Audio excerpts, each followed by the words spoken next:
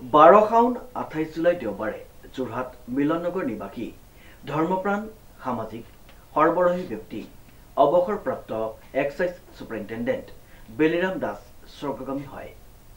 অতি অমায়িক ব্যক্তিগৰাকীৰ মৃত্যুত সমগ্ৰ যোৰহাটত শোকৰ ছাঁ পৰা পৰিলক্ষিত হয়।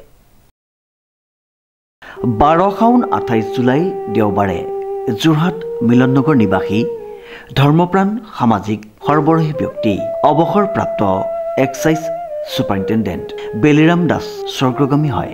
অতি অমায়িক ব্যক্তিগৰাকীৰ মৃত্যুত সমগ্ৰ যোৰহাটত শোকৰ ছাঁ পৰা পৰিলক্ষিত হয়।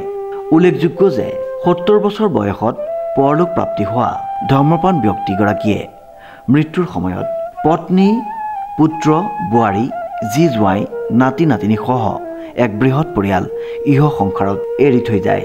বিভিন্ন সামাজিক কৰ্মৰ লগত জড়িত প্ৰয়াত বেলিৰাম দাস যোৰহাট মালৌপথৰস্থিত ঐতিহাসিক পবিত্ৰভূমি বৰভেটিৰ লগত ওতঃপ্ৰোতভাৱে জড়িত আছিল।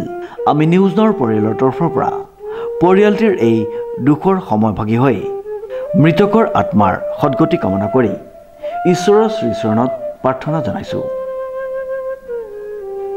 উৎপল দাসৰ ৰিপৰ্ট নিউজ নাও।